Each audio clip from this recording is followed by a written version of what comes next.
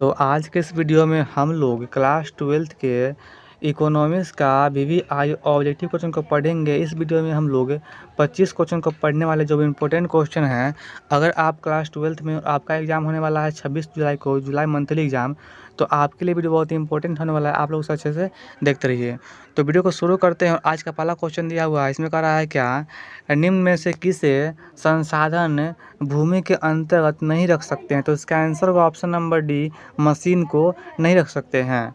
नदी को रख सकते हैं, नदी, जंगल और खदान को रख सकते हैं, जबकि मशीन को नहीं रख सकते हैं। तो ऑप्शन नंबर डी इसका आंसर राइट होगा। अगला क्वेश्चन है 2 नंबर का, रहा है क्या, राजकोषीय एवं बजट घाटे को कैसे कम किया जा सकता है। तो इसका आंसर होगा ऑप्शन नंबर डी, इनमें से सभी, अर्थात इसका आंसर ऑप्शन नंबर डी होगा, इनमें से सभी से।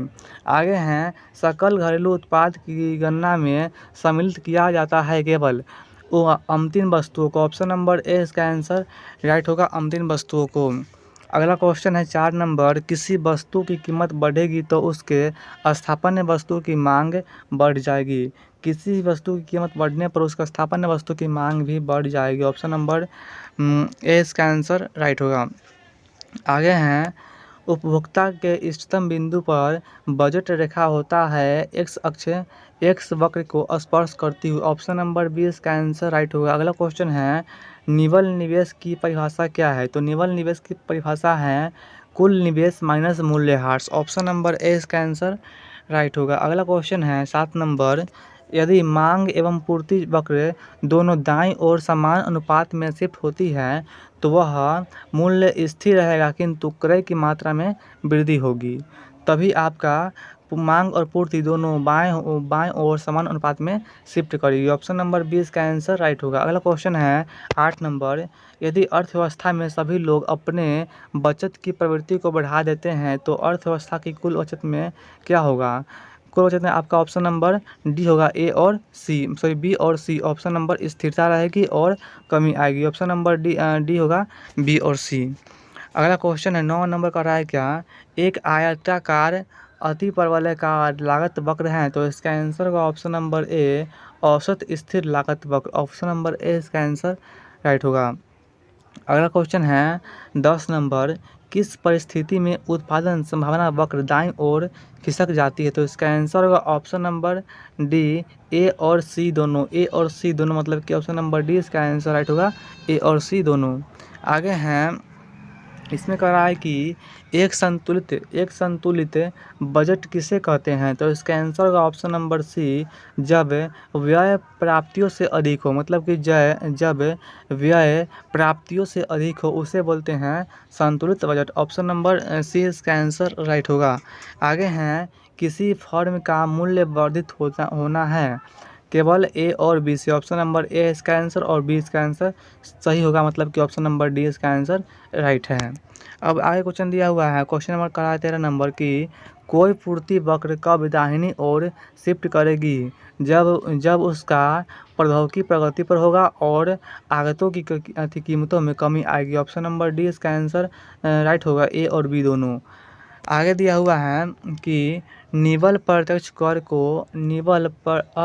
कर को परिभाषित किया जाता है। तो इसका आंसर होगा ऑप्शन नंबर ए, अप्रत्यक्ष कर और माइनस में प्रत्यक्ष कर। ऑप्शन नंबर ए इसका आंसर राइट होगा। आगे क्वेश्चन कर रहा है कि अल्पकाल में पूर्ण प्रतिस्पर्धा फर्म के लाभ अधिकतम की शर्त है। तो सीमांत आय माइनस सीमांत लागत। ऑप्शन नंबर ए इसका आंसर राइट होगा, सीमांत आय माइनस सीमांत लागत।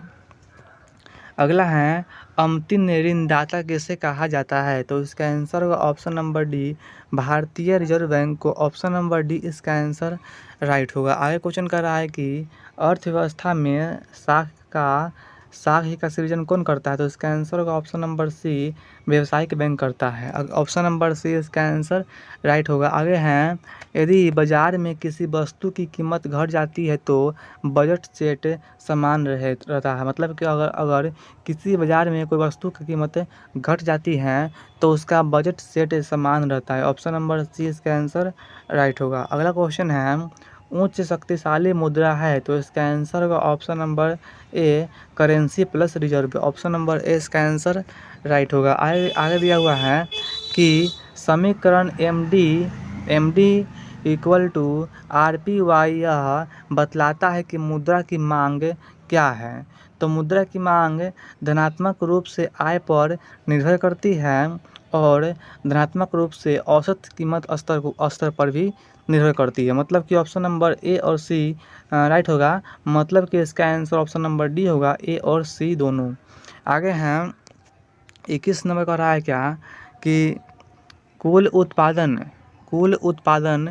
मतलब कि x1 इकाइयों घर पर माइनस कुल उत्पादन x1 इकाई पर की परिभाषा है। तो इसका आंसर होगा ऑप्शन नंबर सी सीमांत उत्पाद की परिभाषा है ये वाला। ऑप्शन नंबर सी इसका आंसर राइट होगा। अब आगे दिया हुआ है एक आयताकार अतिपरवलयाकार मांग वक्र के लिए मांग की लोच हर बिंदु पर क्या होती है। तो हर बिंदु पर होती है E=1। ऑप्शन नंबर बी इसका आंसर राइट होगा। आगे हैं यदि पूरक वस्तु के मूल्य में कमी आती है तो उसकी वस्तु की मांग क्या होती है। यदि किसी वस्तु के पूरक वस्तु के मूल्य में कमी आती है तो उस वस्तु की मांग बढ़ती है। ऑप्शन नंबर ए इसका आंसर राइट होने वाला है। आगे हैं क्वेश्चन नंबर का रहा है 24 नंबर क्या कि MA प्लस व्यावसायिक बैंकों की निवल आवधिक जमाएं परिभाषा है किस चीज़ का। तो इसका आंसर का ऑप्शन नंबर ए M2 की है। आगे हैं 25 नंबर। यहाँ पर कह रहा है कि कॉब डगलस उत्पादन फलन Q=x1 अल्फा x2 बीटा में पैमाने का प्रतिफल होता है। तो इसका आंसर होगा option number D alpha plus beta. Option number D इसका आंसर राइट होगा।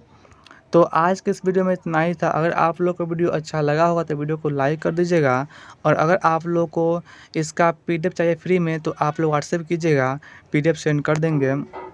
नंबर है 91 28 300 947। इस पर व्हाट्सएप कीजिएगा, भेज देंगे। तो अगर आप लोग को वीडियो अच्छा लगा वीडियो को लाइक कर दीजिए, चैनल को सब्सक्राइब कर लीजिए और मिलते हैं अगले वीडियो में। तब तक के लिए धन्यवाद।